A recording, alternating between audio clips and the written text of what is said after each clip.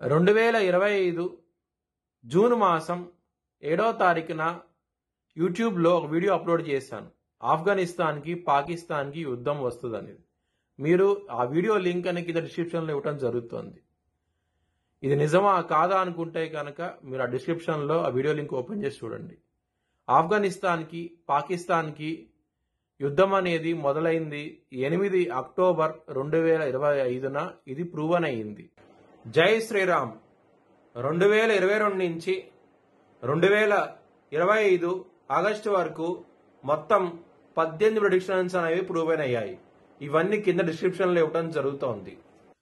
మేషరాశికి అధిపతి కుజుడు. మేషరాశిలో భరణి 4 పాదాలు, అశ్విని 4 పాదాలు, కృతిక 1వ పాదం ఉంటది. ఈ నక్షత్రం వాళ్ళందరికీ నేను చెప్పే వార ఫలితాలు వర్తిస్తాయి. ఈ వారంలో మేషరాశి వారికి రవి గారు యోగిస్తున్నారు. లాభస్థానంలో రాహుగ్రహం యోగిస్తోంది. కేవలం 2 గ్రహాలు మాత్రమే యోగిస్తున్నాయి.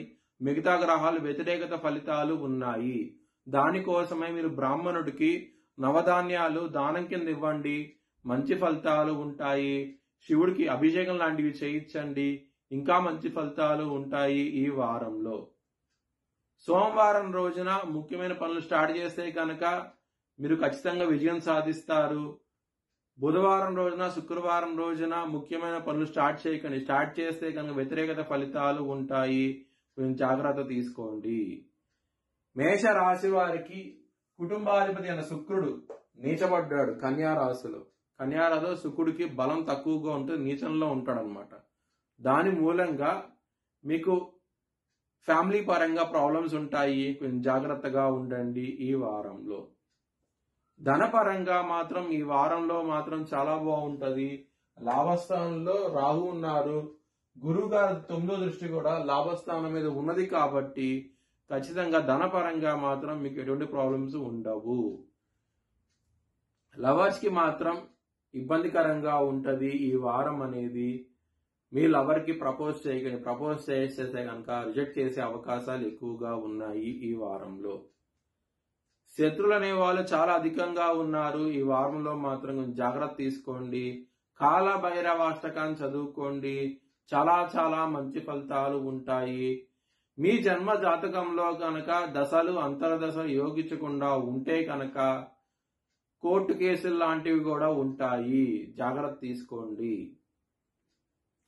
హెల్త్ పరంగా మాత్రం కొంచెం ఇబ్బందికరంగా ఉంటది. కళ్ళకు సంబంధించిన విషయాలు, కొలెస్ట్రాల్ సంబంధించిన విషయాలు, ఎసిడిటీకి సంబంధించిన సమస్యలతో ఇబ్బంది పడే అవకాశం ఉన్నది. కొంచెం జాగ్రత్త తీసుకోండి ఈ వారంలో.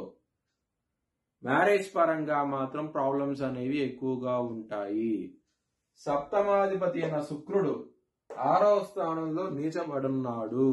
కన్యారాశి శుక్రుడు నీచబడతాడు. దాని మూలంగా మ్యారేజ్ పరంగా ప్రాబ్లమ్స్ అనేవి ఉంటాయి. కొంచెం జాగ్రత్త తీసుకోండి ఈ వారంలో. బిజినెస్ పరంగా మాత్రం ప్రాబ్లమ్స్ ఉంటాయి. మీరు తీసుకున్న డిసిషన్స్ మిస్ఫైర్ అవుతాయి. దాని మూలంగా బిజినెస్ లాస్ వచ్చే అవకాశం ఉన్నది కాబట్టి పెట్టుబడి అనేది తగ్గించి పెట్టుకోండి. దాని మూలంగా మంచి ఫలితాలు ఉంటాయి. కెరియర్ పరంగా ప్రాబ్లమ్స్ అనేవి ఎక్కువగా ఉన్నాయి. ఇక్కడ 10వ స్థానంలో కుజుడి దృష్టి ఉన్నది. ఇక్కడ 12వ స్థానంలో శని ఉన్నారు. అంటే దశమాధిపతి 12వ స్థానంలో ఉన్నారు. ఈ గ్రహస్థితి మూలంగా మీకు కెరియర్ పరంగా ప్రాబ్లమ్స్ అనేవి ఉంటాయి. జాగ్రత్తగా ఉండండి. మీ భవిష్యత్ వివరాల కోసమై హెచ్ఎల్ఎన్ జ్యోతిష్యాలను సంప్రదించండి. Please like, share and subscribe my channel.